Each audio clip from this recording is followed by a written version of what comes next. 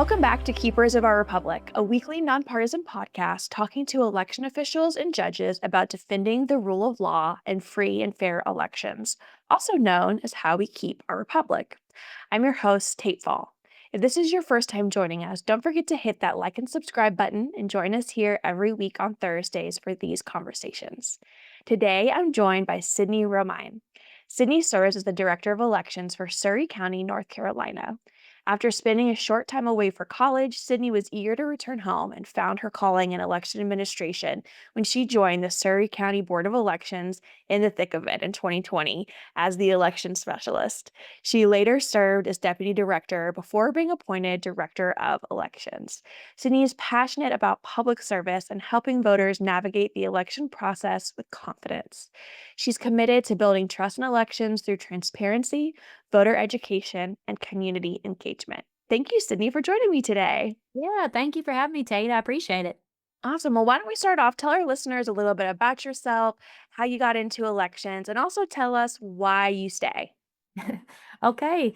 I'm Sydney Romine. I am a native to Surry County, North Carolina. I went to Bob Jones University, that's in Greenville, South Carolina, in college. I majored in sports management with a focus in marketing and also played basketball in college. So my first job out of college was in sports marketing. I worked at the Citadel, a military college in South Carolina. And it was a really cool opportunity. I thought it was my dream job, but I ended up realizing that it really wasn't my passion and I didn't have like a purpose in my work. And I was also wanting to move back home to be closer to my family. So my dad was actually who sent me the job posting for the election specialist job with the Board of Elections here in Surry County. And I ended up applying, didn't really know if I had a shot at it. Never served as a poll worker. I'd always voted, but that was kind of the extent of, I guess, me in the election process. So, and also I thought it would be probably a boring job, but I was like, hey, it can maybe get my foot in the door and maybe, help my career in the future. So, I was absolutely wrong about it being boring. So I ended up getting hired and have been here a little over 6 years now. So, that first election, so I started in January of 2020. My first week, they were having poll worker training. I was taking notes harder than the poll workers, I think, because I was just like, oh my gosh, there is so much to this. Yeah. So quickly, yeah, fell in love with the process and found out it's absolutely not boring. And I think that's something I like about it. The laws are always changing, but there's also, at least in our office, we're a very small office, so we're doing a little bit of everything, bouncing around, and I really enjoyed it. And I also found my passion in elections because I believe it's my way I can serve my community, my county, ultimately my state and my country as well by protecting democracy and also just working to continually making the voting process better for the voters of Surry County. I love it. That's awesome. I love talking to other election officials that have different backgrounds because I think you bring so many great ideas and just a different perspective to the profession. And that's what I love. That's like one of the things when I would, in my last job, I worked a lot with high schoolers and like going to high schools and educating them and then coming to the office and taking tours. And, it's one of the things I told them is that, you can be interested in all kinds of stuff. If you're interested in machines and like electrical engineering, we have that. If you're interested Yeah, in GIS, we have that. We have communications, and so I absolutely. think that having that perspective really helps your voters because you bring something fresh, and I love that. I think that's awesome. So tell us a little bit about Surry County, how Okay. many voters you have, number of precincts, staff members, and anything that's unique about Surry. Okay. So Surry County, we have a little under 50,000 registered voters. So we are a fairly small rural county. We're right on the border of Virginia and Northwest North Carolina. We have 23 election day precincts, and depending on the election, we have between 1 and 4 early voting sites. We have 4 municipalities, and that's where we normally have the early voting sites. So we have Dobson, Mount Airy, Elkin, and Pilot Mountain.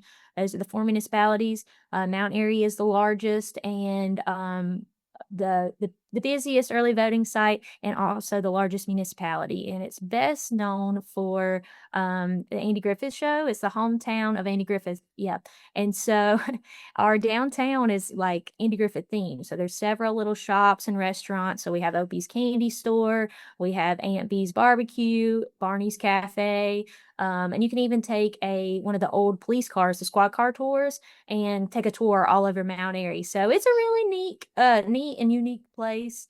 Yeah, so recommend That's you awesome. come and visit. And we also have several interstates that cross through Surry County. So that brings a lot of tourists here. And we also have several wineries here in the Yadkin Valley. So that draws people. And being right at the foothills of the Blue Ridge Mountains, it's a pretty place to live and work. So I enjoy it here. Awesome. I love that. I grew up watching the Andy Griffith Show, so I feel like that's one of those shows that kinda transcends time, so I feel It's like a even younger classic. people are familiar with it, and my parents, whenever they're here, that's, like, what they have on, so I need to take them Aw, up to Surry County and come visit. definitely. Yep, come for a tour for sure. I love it. So why don't you share with us one of your favorite memories so far from your time working in elections? Okay, that's a tough one. Just one memory. I would say just hearing the voter stories, just over the years. For example, several elections back, we had a little lady that was voting curbside. So I don't know about in Georgia, but in North Carolina, by law, you have to have curbside voting for any voters that can't enter the polling place due to age or physical disability. And so this lady was 103 years old, and she said she has never missed an election that she was eligible to vote in.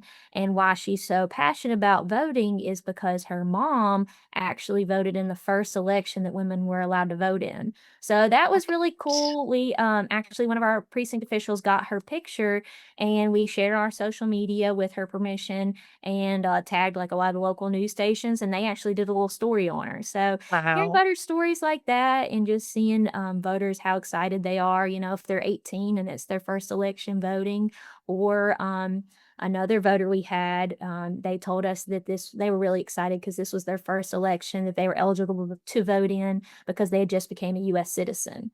So just seeing their excitement, and I love seeing families, that they take their day, they plan it, they all come together, and then it's like a tradition. Then they go eat afterwards, or families that bring their young children to kind of teach them the process, and we'll give them a little sample ballot to color on, and I voted sticker at the end. So I think, I don't know if you would say those are memories, but those are some of my favorite times, and I just love seeing the people and that they come out and really are passionate about voting.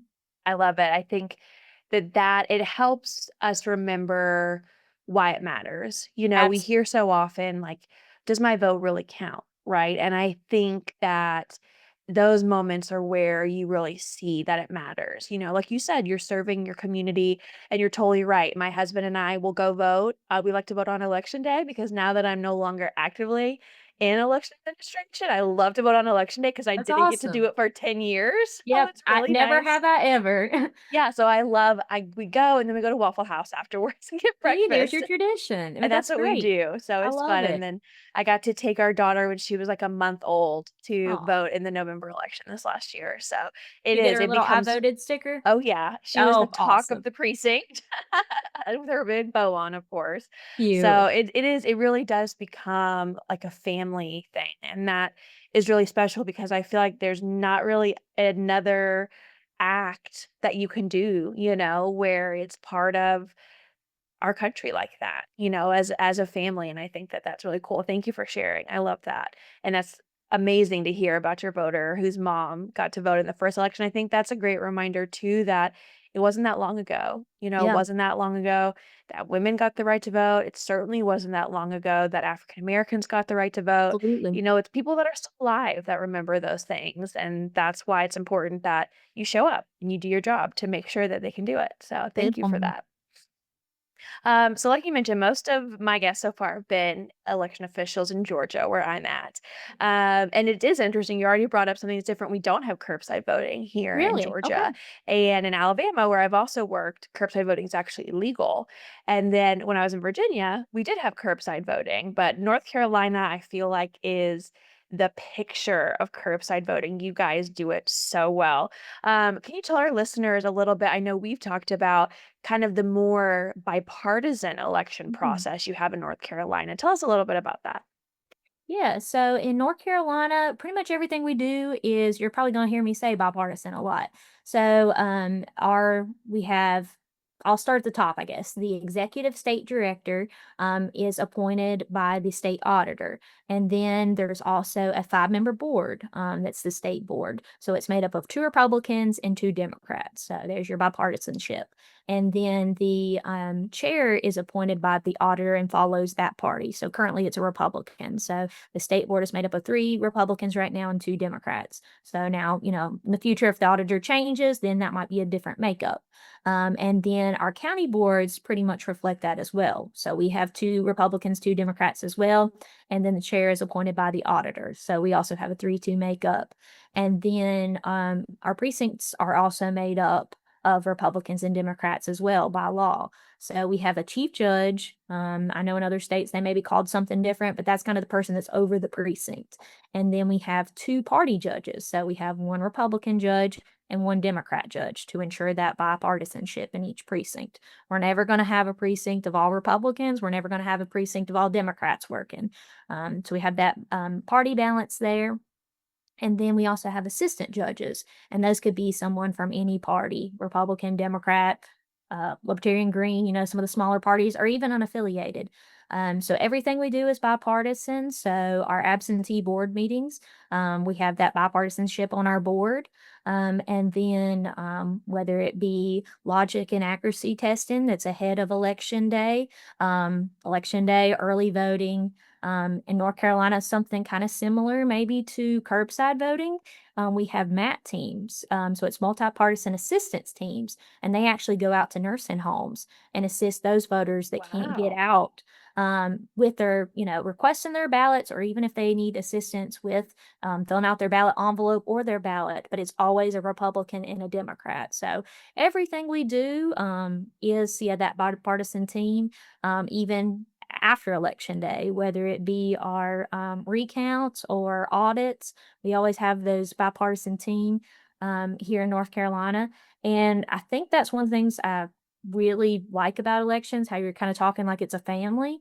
Um, Politics can get ugly, but elections, bring people together. So, for example, we have two precinct officials here in Surry County that they've each worked over 50 years in as Wow. poll workers, yeah.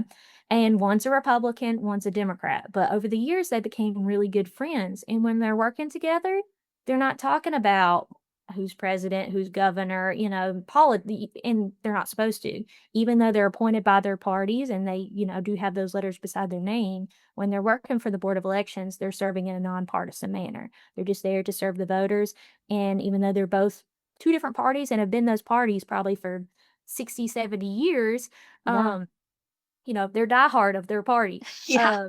But they get along and they have that same mentality of they're just there to serve their voters and make their community a better place. So, I guess that's a little bit about North Carolina and how we're made up. Yeah, I love that because I think you said, and it's so important that although they're there representing their parties, they're acting in nonpartisan ways. So Absolutely. the bipartisan nature of that setup, I think, is to really reassure voters that checks and balances, that you Absolutely. have that balance there, but they're not there, saying, oh, Republicans, you have to check in with the Republican and Democrats. It's still, they're nonpartisan when they're there and they're not promoting their party or anything like that. It's Sure. just to remind voters that there's those checks in place and we're keeping each other accountable, and I think that that's nice. It's not how we're structured here in Georgia. It's some counties and cities in Virginia were that way, depending on if the parties submitted lists to the elections office or not. So I think it's a good reminder that, again, for our listeners, every state is so different. Even, in Georgia, we have a Secretary of State that's elected, and we have a state election board that's appointed. You have an election board, and then you have the person that is like cheering them. In Virginia, we had an election commission. So every state is different. And even though it's different ways, different mechanics of doing it, it still amazes me that we all vote, and all the ballots still are counted and they go towards our national races when we have big federal elections. And it just all works together, Yeah. and I think that that's amazing.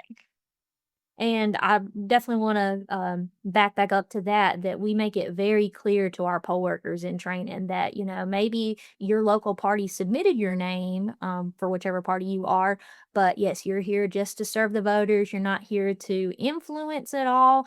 I mean, voters ask all kinds of questions, but if it's something that, which candidate you like, candidate A or candidate B better, you are never gonna say anything. That's completely up to you. That is your ballot. Yeah. So they are there completely serving in that, yeah, nonpartisan way on election day or whatever capacity they're serving in. Yeah, I love it. And I did not know that you guys had those teams that went out to nursing homes. That is amazing. Is that something that they do during a certain time period or on election day? Can you tell me more about that? Yeah, so it's whenever we start mailing out absentee ballots. Well, really, technically, we could probably be doing it now because, we can even help them with, requesting their ballot. Okay. So, anytime so we get in touch with our local, nursing home facilities or, hospitals, that sort of thing, and then they kinda reach out to their residents, see if there's any interest, and some of them that are more of, like, assisted living, they'll even, they can drive themselves or they'll bring them to the polls, but the ones Yeah. that can't come out, we'll schedule dates and we'll get our teams together, those bipartisan teams, and they'll actually go out to assist them. And some voters need a little more assistance than others, but yeah, it's a really cool thing that North Carolina does, and the nursing homes that we do work with. Um, those voters and the staff members there seem to really appreciate it because it takes the staff members completely out. Some of these people don't even really have family, that sort Yeah. of thing. So sometimes I think those voters can kind of be left behind or forgot about. But I am glad that that's in place. That's North Carolina law that we have to offer that service. It's up to the voters if they want it or those facilities. But yeah, it's a really neat thing that North Carolina does. Yeah, I love that, and I like, again, you have that bipartisan team that's doing it because then there's no concern that, the nursing home night shift manager is harvesting the ballots, like, you Absolutely. can rest assured that those ballots were voted the way those voters wanted them to, and they were transported securely, and so Yes. I love that. I'm like, "Okay, I need to call my legislators and tell them we need this in Georgia." I think that There that's you go. amazing. I love it. I encourage our listeners to do that as well. That's awesome. So I know we touched on this a little bit, but you coming from a unique sports marketing background, you brought a lot of fresh ideas to Surrey County. So tell us a little bit about some of the work that you've done to improve, I think, the experience not only for your voters, but also for your poll workers. Yeah. So we right after I was hired, we had a couple of our poll workers that came to us and sent some of our training materials, that they liked them, but they were asking about training videos. Like, could we record our training so they could go back and, replay it as a refresher ahead of election day, or even just training videos that show them, how to open our ballot scanner, how to close it on election night, just the processes. So we created training videos for our precinct officials, and we also have went solely almost to communicating to them via text instead of where before we were calling or emailing. And the platform we use is really cool because we can set up text groups for the different precincts or different polling places. And we've been really successful with communicating that way. We can send out polls, which training do you want to come to, that sort of thing. Because even though our poll workers are older, most of them have this phone in their hand Oh yeah, they're the wizards majority. on there. Yes, a majority of the day. So we've kinda migrated to that, and that's, went really well. And then we also, social media. We do a lot with social media. We're on Facebook, X, and Instagram, and then our website too. So we're keeping all those up to date, because I believe voter education is really important, and it kind of goes hand in hand with, I think, voter trust. I Yeah. think people don't really trust something they don't understand. So we try to, even when we don't have elections going on, we try to keep putting out educational content or just content that shows, here's what's upcoming, here's what to prepare for, that sort of thing. Also transparency, I think that goes with trust as well. We now live stream all of our board meetings, all of our logic and accuracy testing, any recounts, any audits, we live stream all that on our YouTube page. And then, we also invite people to come to see the process for themselves in person. But, some people don't want to do that or can't do that, so they can watch online. Or if they can't watch live, we also just save them on the YouTube page where they can go back and watch them later. So that's a few things that we did recently, and trying to get encourage, yeah, voters to be part of the process. And also we're always recruiting poll workers, so that they can just be part of the process themselves. Yeah, totally. I love that. I think election officials work really hard to get the information out, and sometimes I know you have a great website, you've worked really hard on your website, but if people don't know about the website, then no one's experiencing all that awesomeness. And so I think meeting voters where they're at on the different platforms, like you mentioned, it seems like you have a good relationship with your local media. They picked up the story about your voter. Yeah, Having that where you're kind of meeting voters where they're at, that way they know, hey, I'm the most reliable source of information. Make of sure you check course. here. And I think that that's so important. And I think that's one of the reasons we are do post so much on social media, because there's a lot of mis and disinformation out there. Yeah. And we also, a couple years back, kind of rebranded ourselves, because in marketing, that brands are important. When you see Yep. Coca Cola or you see that font, oh, that's Coca Cola's font. That's that drink I love.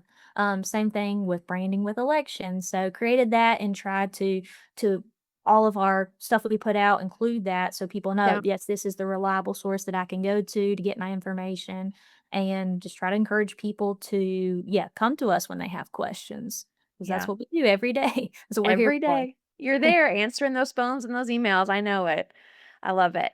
I know we talked about that you're starting the SARA program soon, which is the Certified Elections and Registration Administrator program, which of course I'm biased towards since I went to Auburn and I've done the SARA program. I love it. I have my graduation little trophy up there, which you'll have one in a Awesome. couple years. Yay. And I've talked to one other guest who's graduating this summer from the SARA program, but you're Very just cool. about to get started. So I'd love for you to share kind of what you're looking forward to doing the program and what you hope to get out of it. Okay, yeah, I'm really excited to start it. And I guess one thing I've learned very quickly in elections is things are always changing and there's always something to learn. You can always, whether I'm talking to somebody from Georgia, California, Alaska, wherever it may be, we have different laws and different ways we do things, but you can always um, learn from each other. So I'm really excited to connect with other election administrators all across the country and learn from those that's been doing it for years, and just grow professionally. So ultimately, I can just serve the voters of Surry County better and make elections more efficient, more transparent, and just easier for the voters to navigate through the process. I So love yeah, it. I'm Your excited to voters get should be very started. excited. They're gonna see the fruits of the labor, and it is a lot of work. It's real classes. I mean, these are college professors that teach them. You have a project you have to do in order to get Yeah, credit for the class. So I mean, you really do learn a ton. And like you said, making those connections. And I loved it because one thing I love about elections is that you're never the first election administrator to face that problem. There are other people that have already done it before. So like, I know when I was working in Arlington, we implemented ranked choice voting for the first time. We were the yeah. only county in the state to do it. Wow. And that means we had zero resources. We had no idea what we were going to do.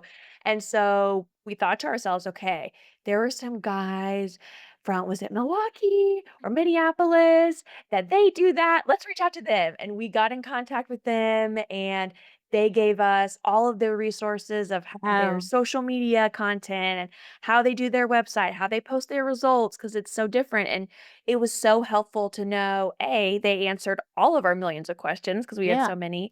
And B, they're like, hey, take this, use it. We've been there. And I love that community that we have, and that Me too. that you can call these people and they'll give you, their maybe their public opinion and then their private advice, and you take those and you weigh them and then you move forward. And so your voters are going to just see, I think, all the greatness that you're gonna learn and bring back. So I'm excited to hear about it.